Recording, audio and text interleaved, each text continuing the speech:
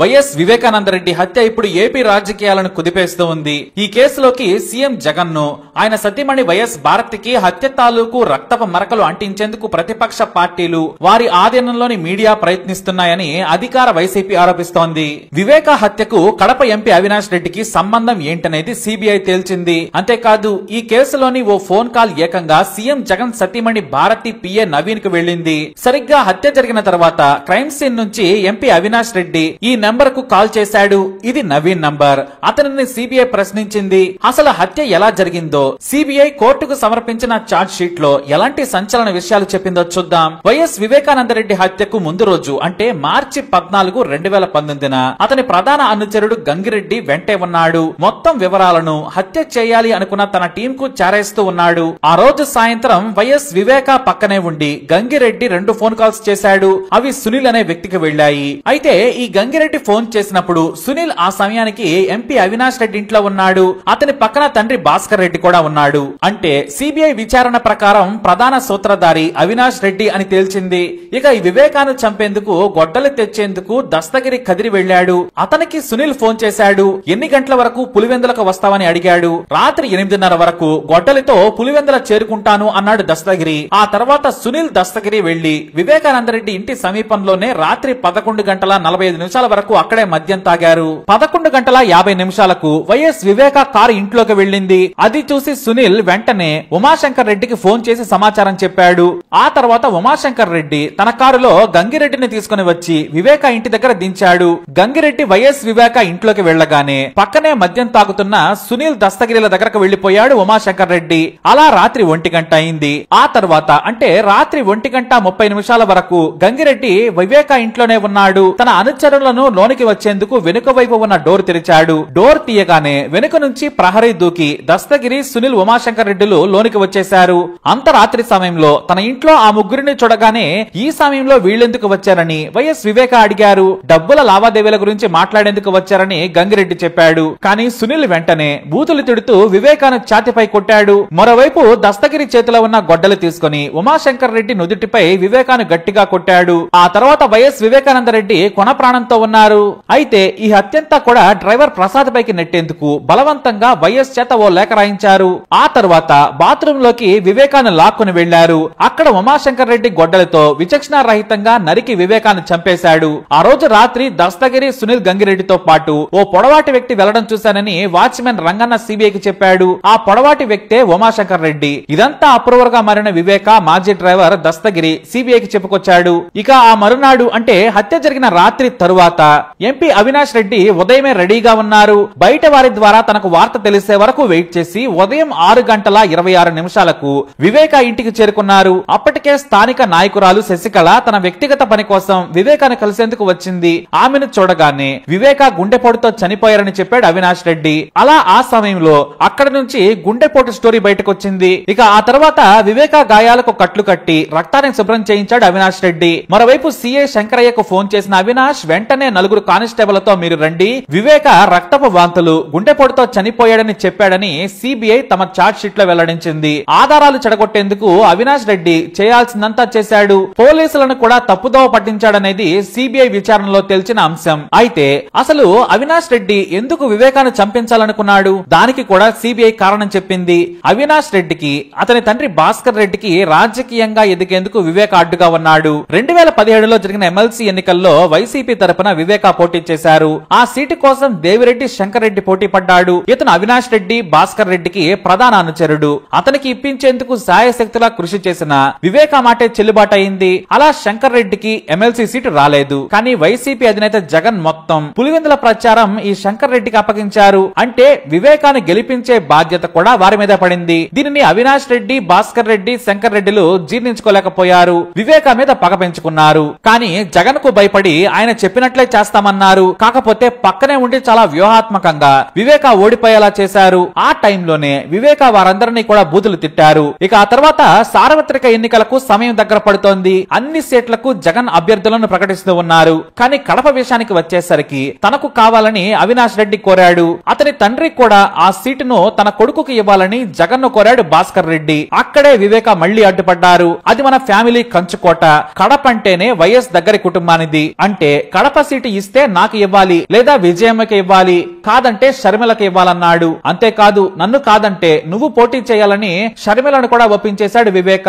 ఇటు షర్మిల కూడా సరేనంది. ఇక అవినాష్ రెడ్డికి జమ్మలమడుగు సీటు ఇవ్వాలని వివేక పట్టుబట్టాడు. కానీ జమ్మలమడుగుకు వెళ్లడం అవినాష్ కు ఇష్టం లేదు. దీంతో తన రాజకీయ ఎదుగుదలకు అడ్డుగా ఉన్నాడని అవినాష్ రెడ్డి పగ పెంచుకున్నాడు. అతని తండ్రి కూడా వివేక మీద కోపంతో రగిలిపోయాడు. వివేకాన్ని చంపితే ఇక కడపలో అడ్డే ఉండదని స్కెచ్ వేసి ఏకంగా అతని అనుచరులతోనే హత్యకు ప్లాన్ చేశారు అనేది సిబిఐ తేల్చిన కుట్ర కోణం. మరి సిబిఐ అసలు నిందితులను ఎలా గుర్తించింది, సెకన్లతో సహా నిందితుల లొకేషన్లను ఎలా పసిగట్టిందనేది ఇప్పుడు హాట్ టాపిక్. అందుకోసం గూగుల్ టేక్అవుట్ ను ఉపయోగించింది. గూగుల్ టేక్అవుట్ అనేది రీట్రీవల్ డేటా టూల్. ఇది మన ఫోన్ లో 51 రకాల డేటాను స్టోర్ చేస్తూ ఉంటుంది. మెయిల్ నుంచి క్యాలెండర్ వరకు, ఫోటోల నుంచి యూట్యూబ్ వరకు స్టోర్ చేస్తూ ఉంటుంది. సెర్చ్ డేటా కూడా ఇందులో ఉంటుంది. ఇది ఎందుకు ఉపయోగపడుతుందంటే మనం మొత్తం డేటాను బ్యాకప్ చేసుకోవడానికి. మనం ఏది కావాలంటే అది బ్యాకప్ చేసుకోవచ్చు.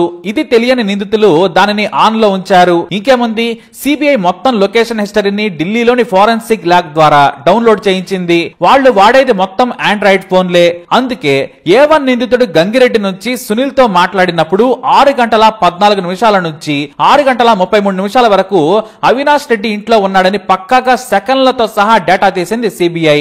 అదే గూగుల్ టేక్అవుట్ ద్వారా శంకర్ రెడ్డి అనుచరుడు వివేక ఇంటికి బస్టాండ్ కి మధ్య పలుమార్లు తిరిగినట్లు గుర్తించారు. ఇలా నిందితులంతా ఏ సమయానికి ఎక్కడ ఉన్నారు, గోడ ఎన్నింటికి దూకారనేది తెలిసింది. వారి జేబులో ఉన్న ఫోనే పెద్ద పోలీసుల లొకేషన్ ను గుర్తిస్తుందని తెలుసుకోలేకపోయారు. అదే గూగుల్ టేక్అవుట్ నుంచి లొకేషన్ హిస్టరీ మొత్తం డౌన్లోడ్ చేశారు. మామూలుగా క్రిమినల్స్ మ్యాప్స్ ను డిజేబుల్ చేస్తారు. అందుకే మనం ఎక్కడైనా ఫోటోలు దిగితే చాలు మనకు లొకేషన్ తో పాటు ఏరియా పేరుతో సహా గూగుల్ ఫోటోల్లో కనిపిస్తాయి. దానికి కారణం గూగుల్ టేక్అవుట్. ఇది వాస్తవానికి మన కోసం గూగుల్ ఏర్పాటు చేసిన టూల్. కానీ హంతకులను పట్టుకోవడానికి ఇది ఉపయోగపడుతోంది. ఒకసారి మీరు లొకేషన్ కు వెళ్లి స్విచ్ ఆఫ్ చేసినా సరే ఆ లాస్ట్ లొకేషన్ మీ అకౌంట్ లో సేవ్ అయిపోతుంది. నెట్ ఆన్ చేసి ఉంటే చాలు. అలా నిందితులను లొకేషన్ ఆధారంగా 68 పేజీల పిటిషన్ లో వెల్లడించింది సిబిఐ. సరే, ఇక్కడ వరకు సిబిఐ తేల్చారు.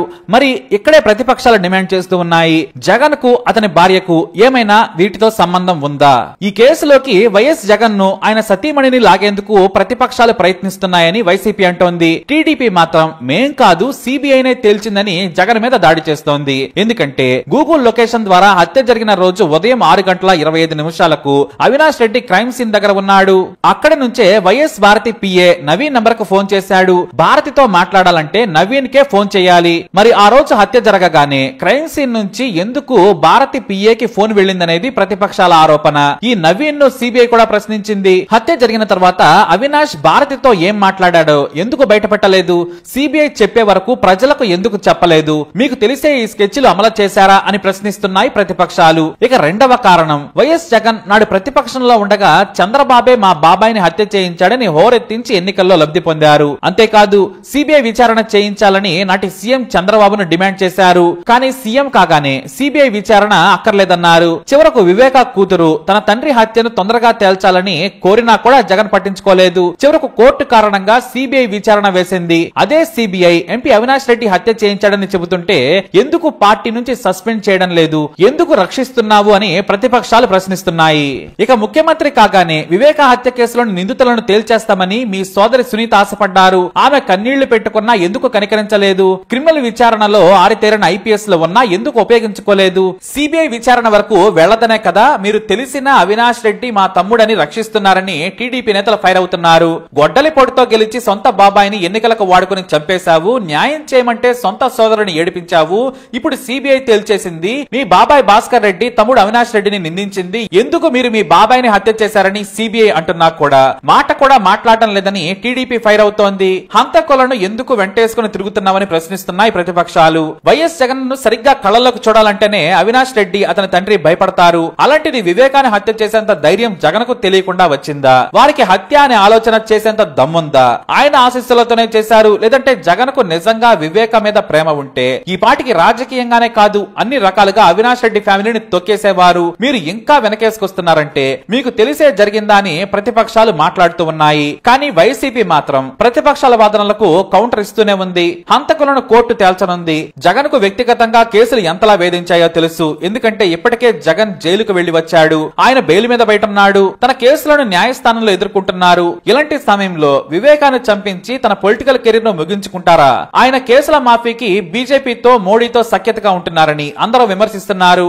జగన్ హస్తం ఉంటే సిబిఐ ఎంక్వైరీని ఏమార్చలేరా? అదే నిజమైతే తన తమ్ముడిని చెప్పుకునే అవినాష్ రెడ్డి పేరు బయటకు రాకుండా చేసుకోగలరా? ఆయనకు అంత పవర్ లేదా అని విమర్శిస్తూ ఉన్నారు. జగన్ సిబిఐ విచారణలో వేలు పెట్టలేదు, నిష్పక్షపాతంగా ఉండాలనే ఆయన అధికారులకు స్వేచ్ఛనిచ్చారని వైసీపీ నేతలు చెబుతున్నారు. అసలు సిబిఐ విచారణను మొదట కోరింది జగనే. ఇప్పుడు ఆయన అనుచరుడు తమ్ముడు అవినాష్ రెడ్డిపై సిబిఐ కేసు పెట్టింది. ఇందులో బీజేపీ సాయం ఏమీ లేదు. నిజంగా చేసి ఉంటే ఇంత వేగంగా విచారణ ముగిసేది కాదు. అసలు అవినాష్ రెడ్డి పేరు బయటకు వచ్చేదే కాదు. తన బాబాయ్ హత్యకు కారణమైన వారిని ఆయన ప్రొటెక్ట్ చేయడం లేదనడానికి ఇది ఉదాహరణ అని వైసీపీ నేతలు బలంగా చెబుతున్నారు. బాబాయ్ని చంపిన వారు బంధువులైనా బయట వారైనా సరే కోర్టులోనే శిక్ష పడుతుంది. హంతకులని రుజువైన రోజున తాను చర్యలు తీసుకుంటామని వైసీపీ నేతలు వాదిస్తూ ఉన్నారు. వివేక హత్య తర్వాత తన సోదరి సునీత కానీ మరో సోదరి షర్మిల కానీ ప్రతిపక్షాలకు ఆయుధాలను ఇస్తూ రాజకీయంగా ఇబ్బంది పెడుతున్నారని ఆయన ఆవేదనలో ఉన్నారు. ఒకసారి కోర్టు కేసుల్లో ఉన్న వ్యక్తి సీఎం అయ్యేందుకు ఎంత కష్టపడ్డారు, అలాంటిది హత్య చేయించి మళ్లీ రాజకీయ జీవితానికి ముగింపు చేసుకుంటారా అని జగన్ సన్నిహితులు ప్రశ్నిస్తూ ఉన్నారు. ఏది ఏమైనా సరే ఈ కేసు ఇప్పట్లో తేలేలా కనిపించడం లేదు. ఒక హత్య కానీ 1000 చిక్కుముడులు ఇందులో ఉన్నాయి అనే కామెంట్స్ వినిపిస్తూ ఉన్నాయి. మరి వివేక హత్య కేసుపై మీ అభిప్రాయం ఏంటి? తప్పకుండా కామెంట్ ద్వారా తెలియజేయండి. ఈ వీడియోలో మొత్తంగా వైఎస్ వివేక హత్య ఎలా జరిగింది, దాని గురించి సిబిఐ ఏం చెప్పింది, ఎలా నిందితులను పట్టుకుంది, అలాగే వైఎస్ అవినాష్ రెడ్డి ఎందుకు వివేకాను హత్య చేయాలనుకున్నాడు, ఆ కారణం సిబిఐ ఏం చెప్పింది, జగన్ కు ఈ హత్యతో సంబంధం ఉందని ప్రతిపక్షాలు అంటున్నాయి, కానీ వైసీపీ నేతలు మాత్రం కాదు అని వాదిస్తూ ఉన్నారు. వీటన్నింటిపై కామెంట్ ద్వారా తప్పకుండా తెలియజేయండి. ఈ వీడియోని లైక్ చేయండి, షేర్ చేయండి, మా ఛానల్ సబ్స్క్రైబ్ చేసుకోండి.